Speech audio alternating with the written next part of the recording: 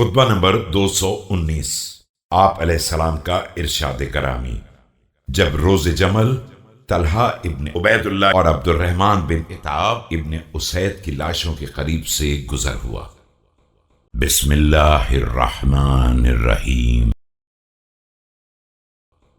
لقد أصبح أبو محمد بهذا المكان غريبا، أما والله لقد كنت أكره أن تكون قريش قتلى تحت بطون الكواكب۔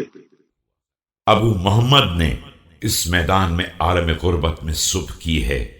خدا گواہ ہے کہ مجھے یہ بات ہرگز پسند نہیں تھی کہ قریش کے لاشیں ستاروں کے نیچے زیر آسمان پڑے رہیں۔